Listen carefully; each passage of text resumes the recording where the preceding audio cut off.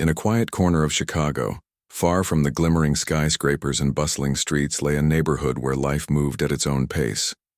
The buildings were old but sturdy, their walls painted in faded colors that told stories of decades gone by.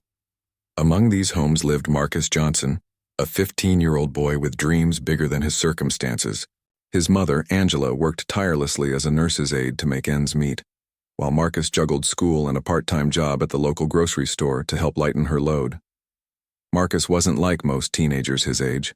While others spent their afternoons playing video games or scrolling through social media, Marcus found joy in simple things: helping his neighbors carry groceries, fixing broken bikes for kids on the block, or even just listening when someone needed to talk.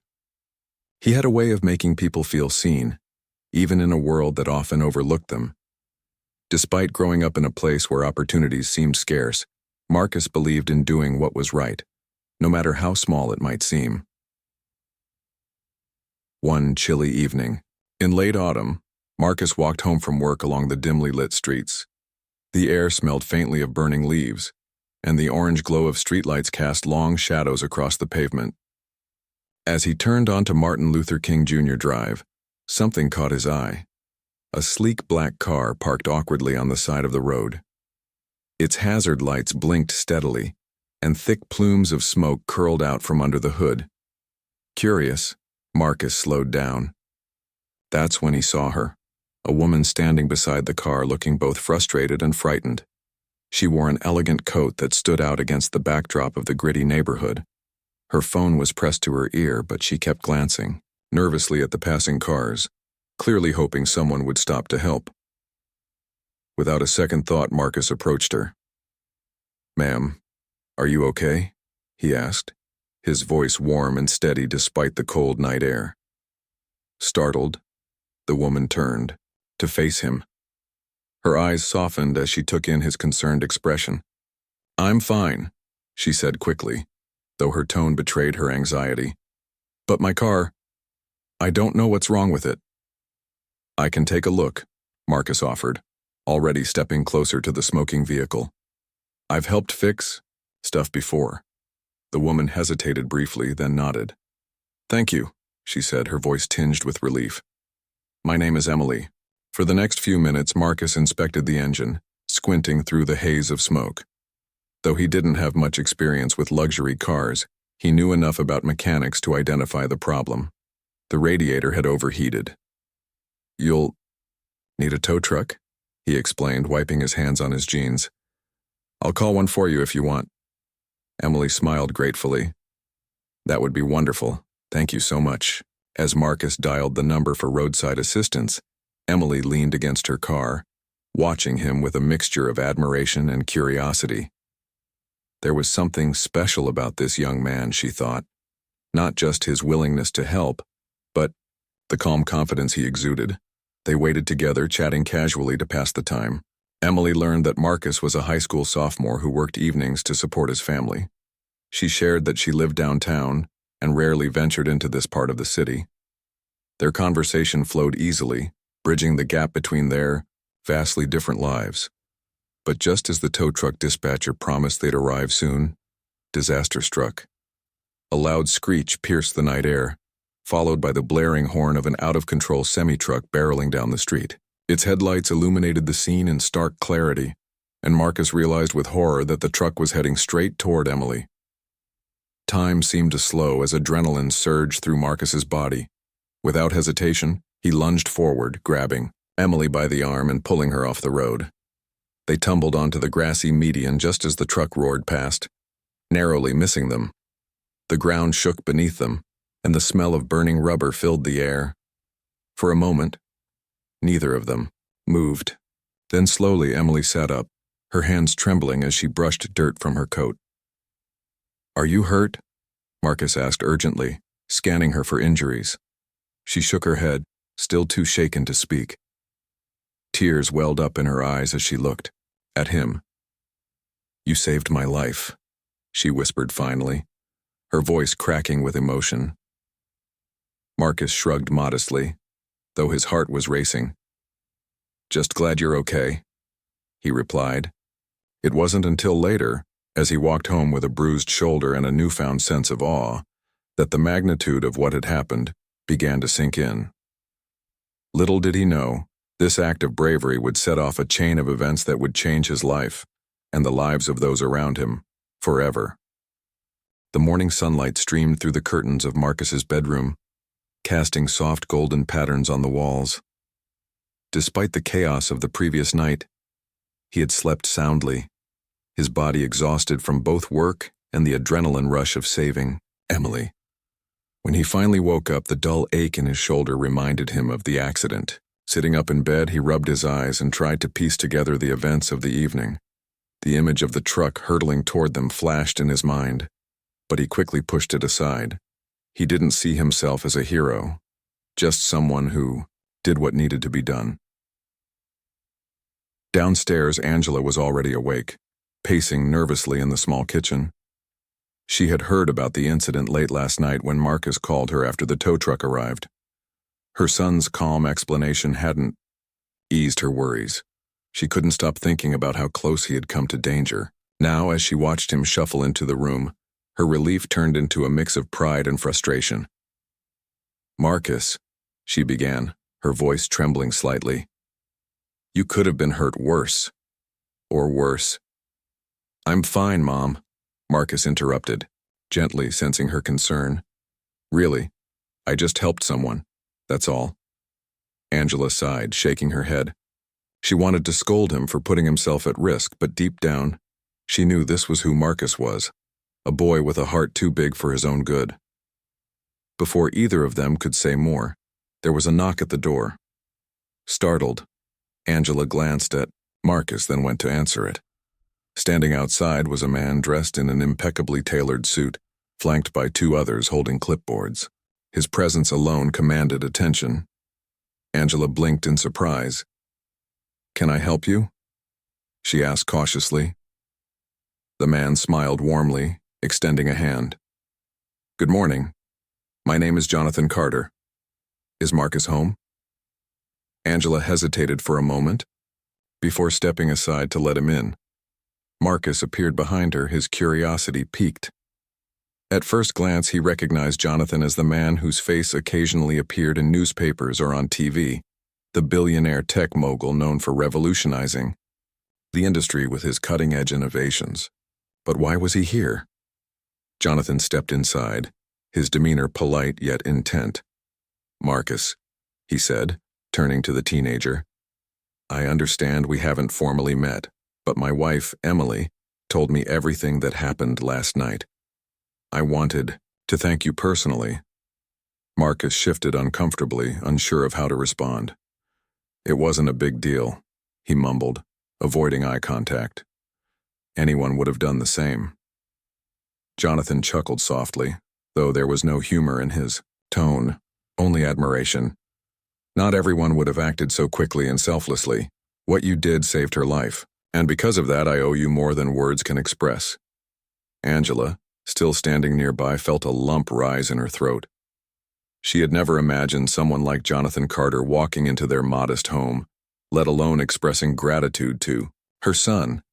It felt surreal, almost dreamlike. "I've already taken care of your medical expenses," Jonathan continued, gesturing to one of his assistants, who handed Angela a folder containing paperwork. "But I'd like to do more. Is there anything specific you need? Anything at all?" Marcus shook his head firmly. "No, sir, we're okay, really." His response was simple, but it carried a weight that struck Jonathan deeply. Here was a young man who had faced hardship yet remained humble, refusing to take advantage of the situation.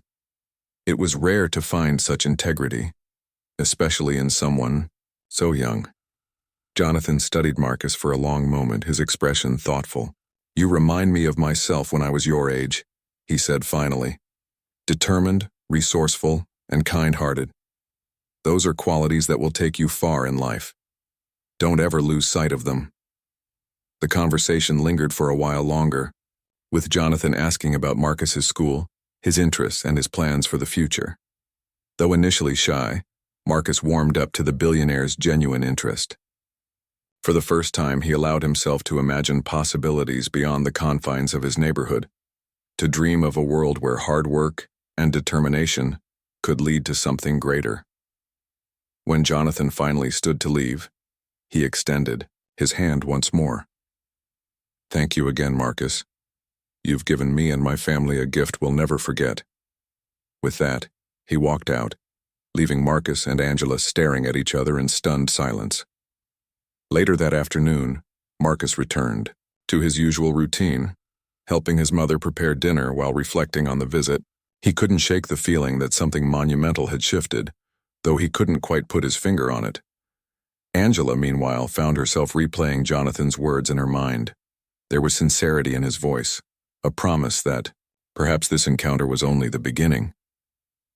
As the sun dipped below the horizon, painting the sky in hues of orange and pink, Marcus sat on the front steps of their apartment building, gazing out at the street. The neighborhood buzzed with its usual energy, children playing, neighbors chatting, but for the first time, Marcus saw it through different eyes. Maybe, just maybe, his actions last night weren't just about saving a stranger. Maybe they were the start of something bigger, a ripple effect that could touch lives far beyond his own. Unbeknownst to him, Jonathan Carter was already making plans. Plans that would not only honor Marcus's bravery, but also open doors Marcus hadn't even dared to dream of. The next morning dawned bright and clear, the kind of day that seemed to promise something extraordinary. Marcus woke up earlier than usual, his mind still replaying the events of the past 24 hours. He couldn't shake the image of Jonathan Carter standing in their living room, his polished shoes contrasting sharply with the worn carpet. It felt surreal, like a scene from a movie that didn't quite belong in real life. Yet it had happened, and now Marcus wasn't sure what to expect. Angela, too, was restless. She moved around the kitchen with deliberate care, tidying up things that didn't need tidying, straightening picture frames on the walls, and glancing out the window every few minutes. Her thoughts were a whirlwind of emotions: gratitude, disbelief, and a hint of anxiety about what might come next. She knew Jonathan Carter was a man of means, but she also understood how unpredictable life could be. What if this gesture turned out to be fleeting? What if it changed nothing? Just as Angela set a pot of coffee to brew, a low rumble filled the air outside. It grew louder, closer, until finally, a sleek black SUV pulled up in front of their building. The sight drew immediate attention from neighbors who peered out of windows or stepped onto porches to see what was happening. A driver in a crisp uniform exited the vehicle first, opening the rear door for none other than Jonathan Carter himself. Behind him followed two men carrying large, locked briefcases. Marcus heard the commotion and rushed to the window, his heart skipping a beat. "Mom," he called out, his voice tinged with disbelief. "He's back." Angela froze, her hands gripping the edge of the counter. "Are you sure?" she asked, though she already knew the answer. Together they hurried to the door, unsure of what awaited them. When Angela opened it, Jonathan greeted them with the same warm smile as before. "Good morning," he said, stepping inside without waiting for an invitation. His assistants remained outside, standing respectfully by the SUV. "I hope I'm not intruding." "Not at all," Angela replied, though her tone betrayed her nervousness. She gestured for him to sit, but Jonathan shook his head. "I won't stay long," he assured them. "I just wanted to follow up on our conversation yesterday." Marcus stood silently, his arms crossed over his chest, trying to make sense of the situation. Something about Jonathan's presence felt different today. Not formal or distant, but personal, almost intimate. It was as if he had come not as a billionaire, but as a father, a friend, someone who genuinely cared.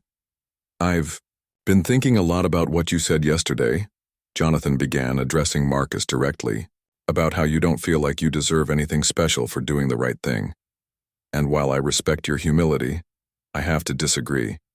You see, acts of kindness like yours, they're rare. They remind us of what truly matters in life. And when someone does something so selfless, it deserves recognition." With that, he motioned for his assistants to bring in the briefcases. One by one, they placed them on the dining table, their weight causing the surface to creak slightly. Angela gasped audibly, her hand flying to her mouth. Marcus simply stared, unable to process what was unfolding before his eyes. Jonathan opened, the first case revealing stacks of neatly bundled cash, then the second, and then the third.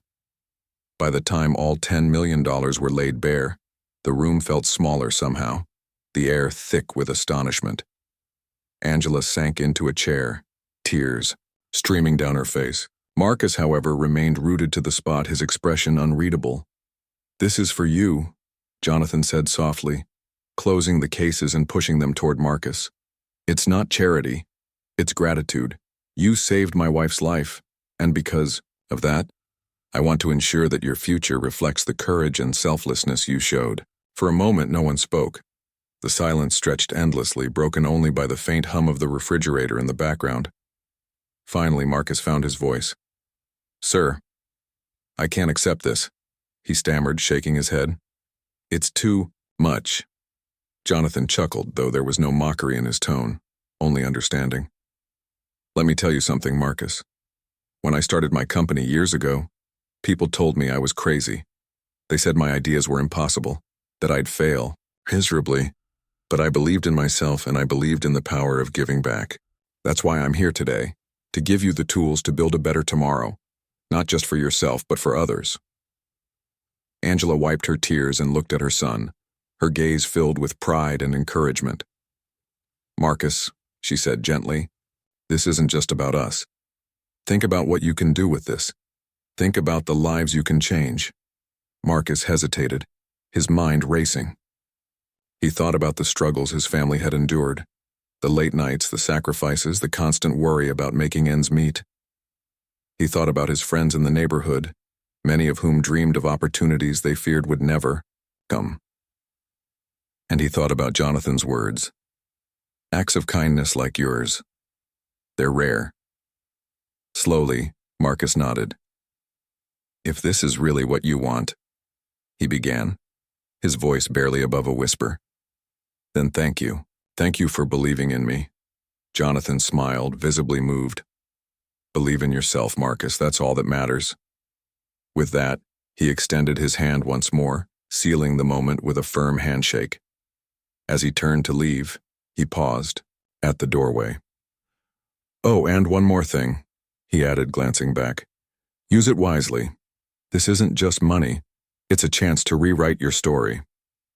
After Jonathan left, the apartment fell silent again, save for the murmurs of neighbors peeking through cracks in the blinds.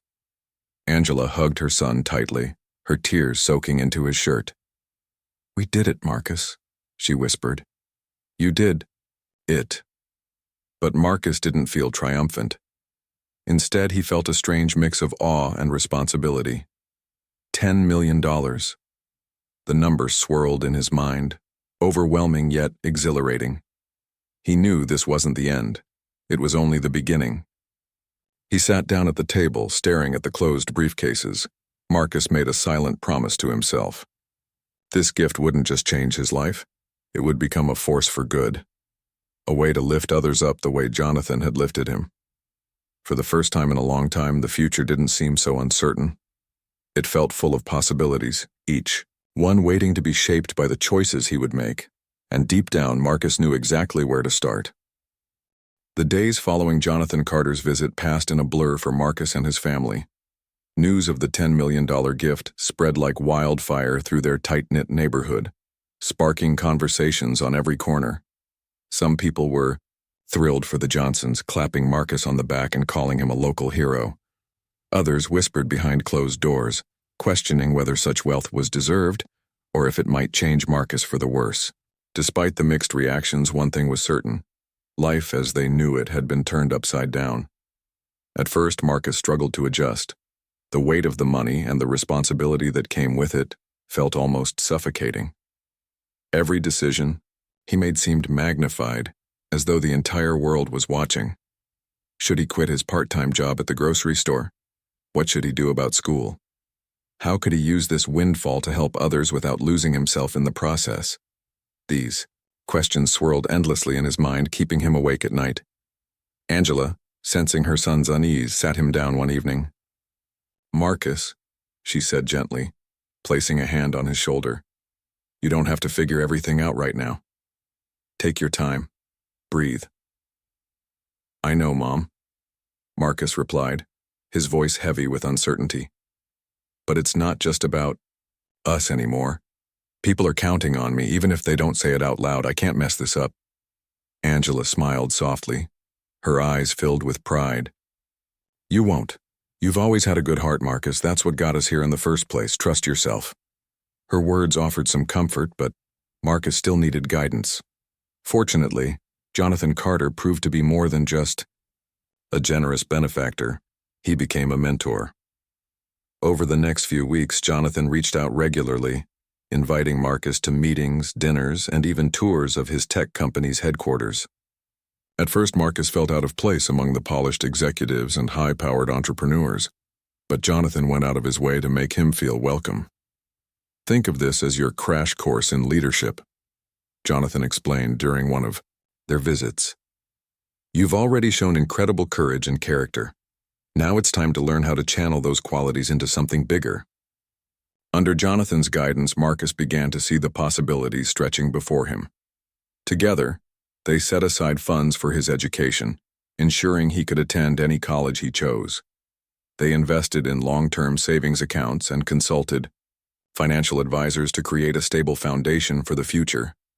But Marcus didn't stop there.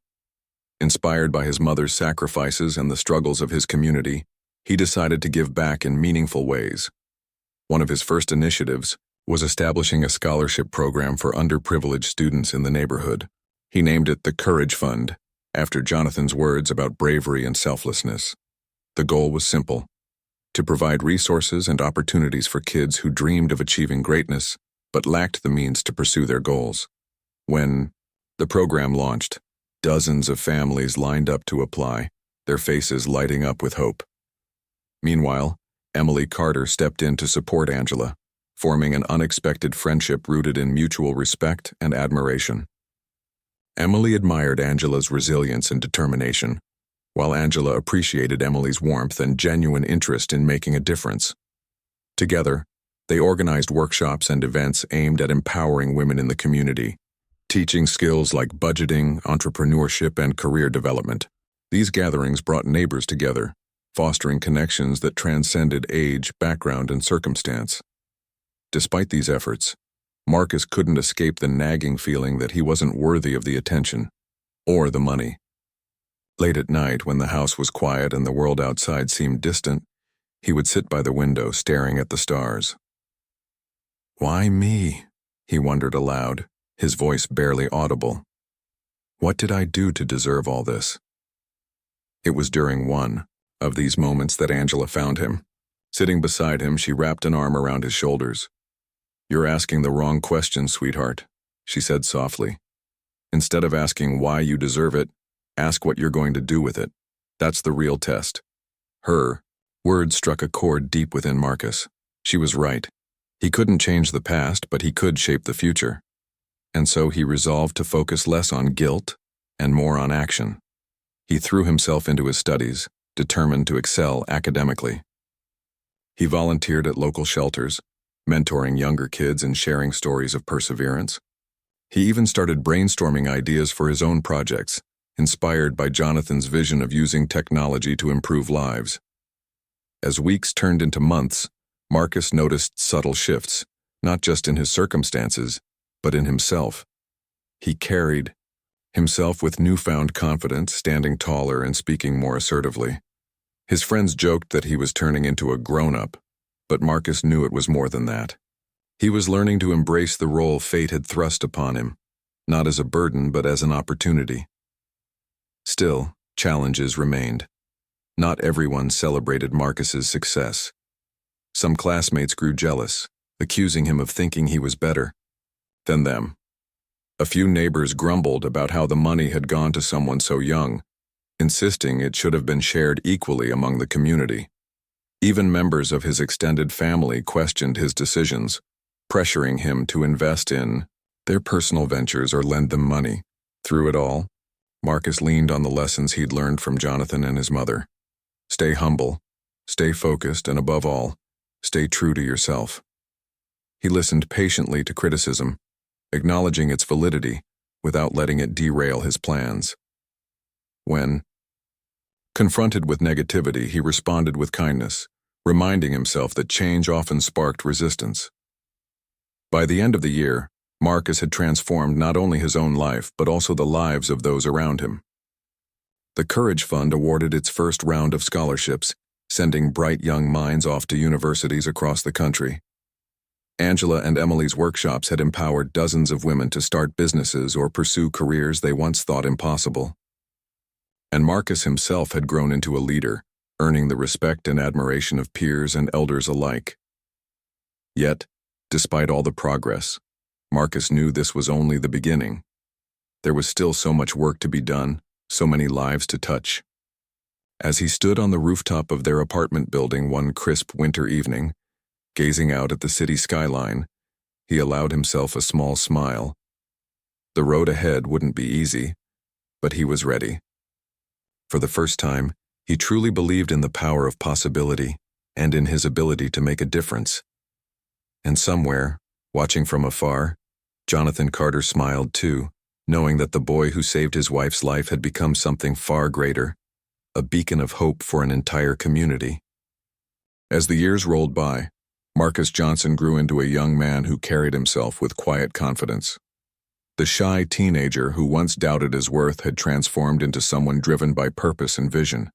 His bond with Jonathan Carter deepened, over time, evolving from mentorship to a genuine friendship that defied the boundaries of age, wealth, and background. Together they worked on projects that combined innovation with compassion, using technology as a tool to uplift underserved communities. Jonathan often invited Marcus to shadow him at his company's headquarters, where sleek glass walls reflected the bustling energy of Chicago's business district. At first, Marcus felt out of place among the polished executives and cutting-edge gadgets. But Jonathan encouraged him to ask questions, challenge ideas, and think critically about how solutions could address real-world problems. "You don't need to know everything right away," Jonathan told him during one meeting. "What matters is your willingness to learn, and your ability to see things others might overlook." Inspired by this advice, Marcus began to dream bigger. He noticed patterns in the challenges faced by his community: limited access to affordable energy, unreliable transportation systems, and outdated infrastructure. These issues weren't unique to his neighborhood. They existed in countless low-income areas across the country. With Jonathan's guidance, Marcus started brainstorming ways to tackle these problems through sustainable, scalable solutions. One evening, while sitting in Jonathan's office overlooking the city skyline, Marcus shared an idea that had been brewing in his mind for months. "What if we created renewable energy systems designed specifically for neighborhoods like mine, Wayne?" he asked. "Something affordable, easy to install, and built to last. It could change lives, not just here, but everywhere." Jonathan leaned back in his chair, his eyes lighting up with interest. "That's ambitious," he said, smiling. "But ambition is exactly what drives progress. Tell me more." Over the next several weeks, Marcus dove headfirst into research, consulting engineers, environmental experts, and even some of his former teachers. He learned about solar panels, wind turbines, and battery storage systems, piecing together a plan that balanced affordability with efficiency. Meanwhile, Jonathan introduced him to key players in the tech industry, helping him secure funding and resources to bring his vision to life. Back home, Angela watched her son blossom with pride. She saw how much he had grown, not just in terms of skills and knowledge, but in character.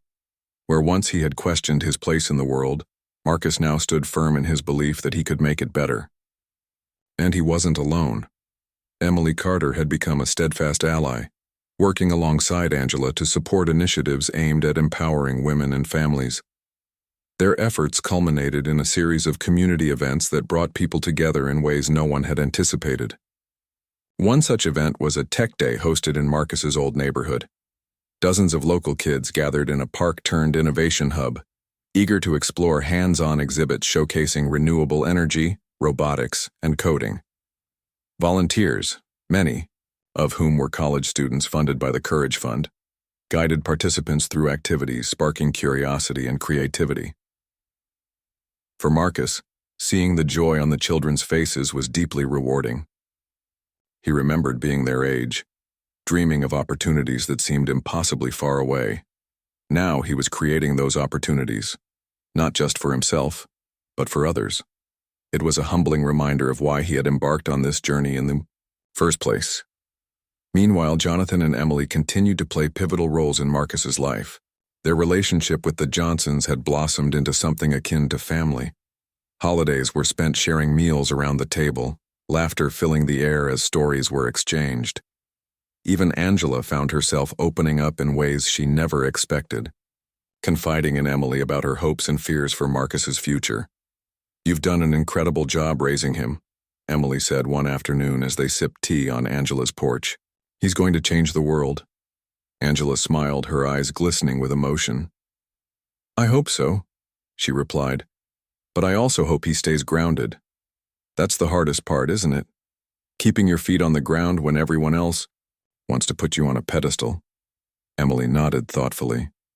"It's a balance, but Marcus has something special, a heart that's rooted in kindness. As long as he holds on to that, he'll be fine." While Marcus thrived under Jonathan's mentorship, he also faced moments of doubt. There were days when the pressure felt overwhelming, when the weight of expectations threatened to crush his spirit. During these times, he turned to his mother for reassurance. "Remember why you started," Angela would remind him. "It wasn't for fame or recognition. It was because you wanted to help people. Don't lose sight of that." Her words always brought clarity, grounding him in the values that defined him. Slowly but surely, Marcus learned to navigate the complexities of leadership, balancing ambition with humility. He realized that success wasn't measured by accolades or wealth, but by the impact he made on others' lives.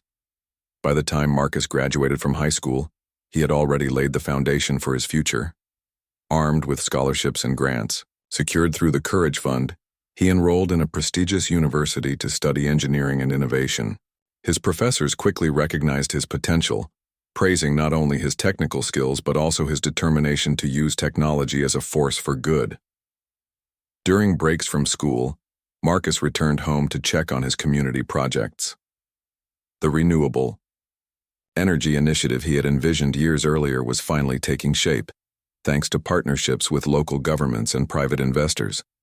Construction crews began installing solar panels on rooftops, transforming dilapidated buildings into hubs of sustainability. Neighbors cheered as streetlights powered by clean energy illuminated their streets for the first time, casting a warm glow over sidewalks once cloaked in darkness. The ripple effects of Marcus's work extended beyond tangible improvements. People in the neighborhood started believing in themselves again, inspired by the example set by someone who had come from their own ranks. Kids dreamed of becoming engineers, doctors, and entrepreneurs. Adults pursued education and training programs, determined to build brighter futures for their families. What had once been a struggling community was now a beacon of resilience and possibility. Through it all, Marcus remained acutely aware of the role chance had played in his story. If not for that fateful night on the highway, he might never have crossed paths with Jonathan and Emily. He might never have discovered the power of generosity, mentorship, and perseverance. This awareness fueled his commitment to paying it forward, ensuring that others had the same opportunities he had been given. As graduation approached, Marcus prepared to launch his startup, a company dedicated to developing affordable renewable energy solutions for underserved communities. Jonathan offered to invest, but Marcus insisted on raising capital independently, wanting to prove that his success was earned, not handed to him. "This is my legacy," he explained, "and I want it to stand on its own." On the eve of his company's official launch, Marcus stood on the rooftop of his apartment building gazing out at the city lights.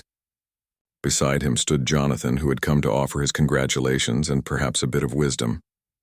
"You've come a long way, Marcus," Jonathan said, his voice filled with pride. "But remember, true success isn't about reaching the top. It's about lifting others along the way." Marcus nodded, feeling a surge of gratitude. For Jonathan, for his mother, and for the journey that had shaped him. He knew there would be challenges ahead, obstacles that would test his resolve. But he also knew he wasn't alone. He had built bridges where none had existed before, forging connections that transcended differences and united people in a shared mission.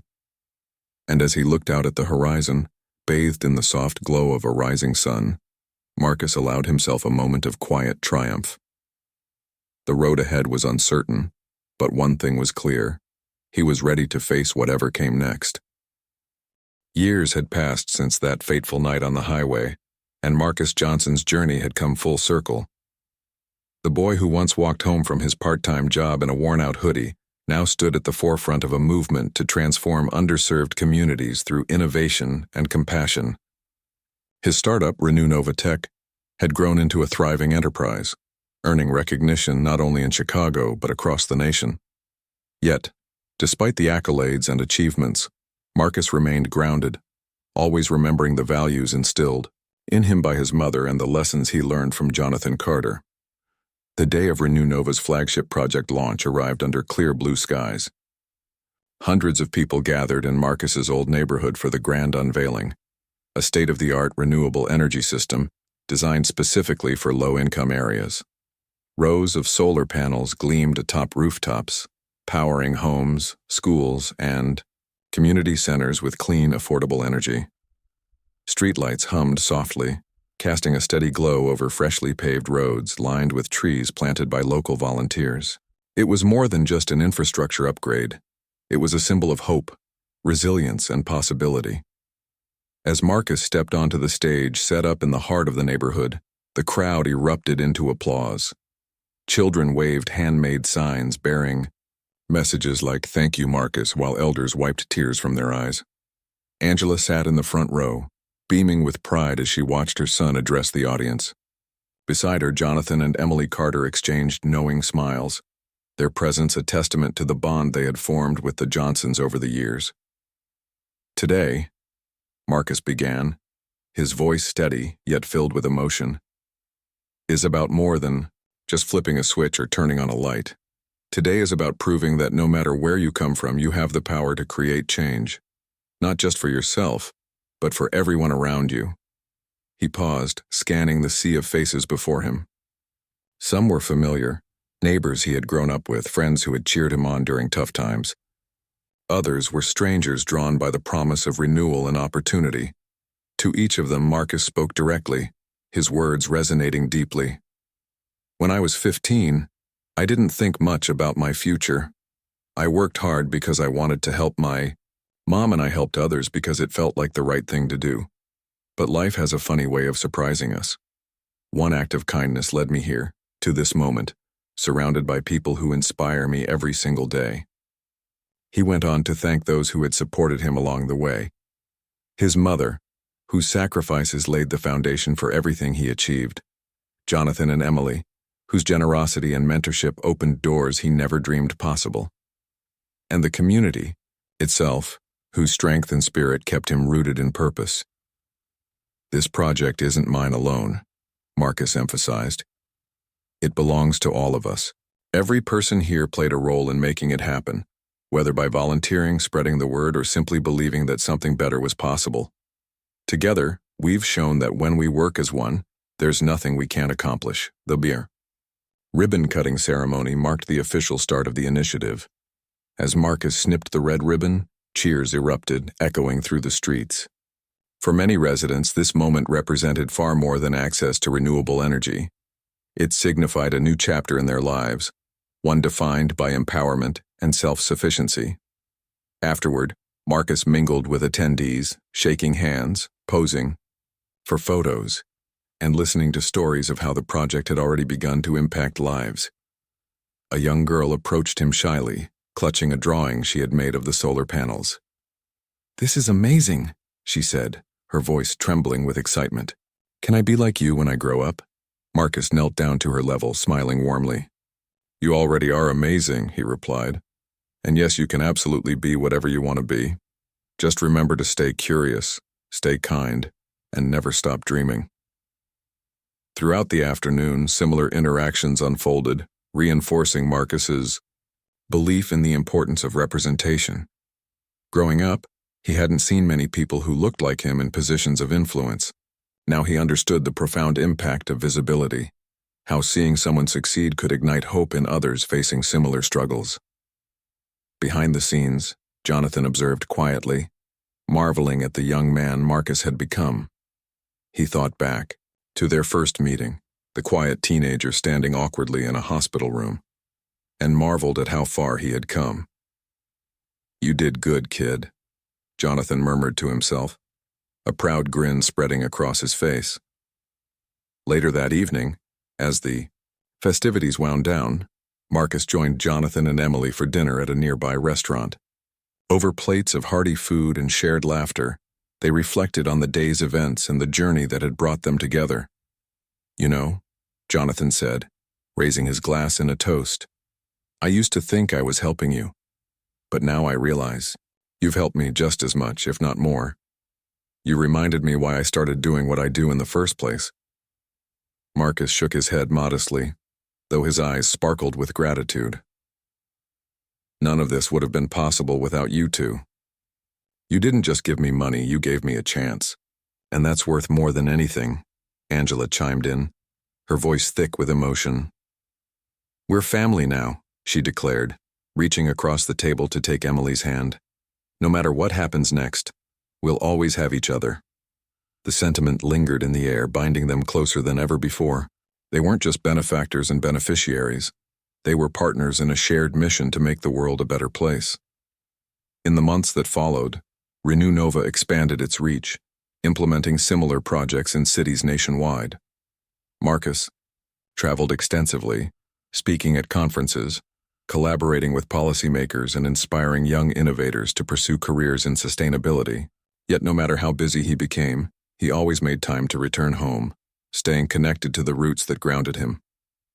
One evening, as he walked through his revitalized neighborhood, Marcus stopped beneath a streetlight powered by the very system he had created.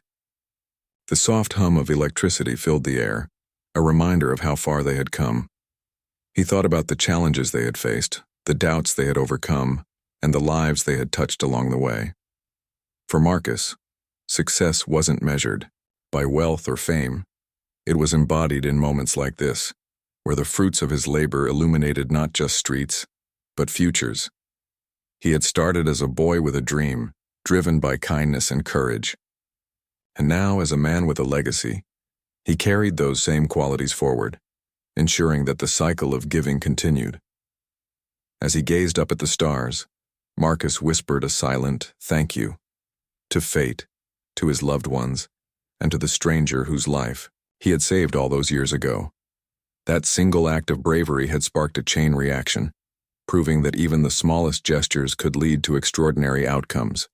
And so the story of Marcus Johnson served as a testament to the power of humanity, to the idea that when we choose to act with compassion, we plant seeds of change that grow beyond our wildest imaginations.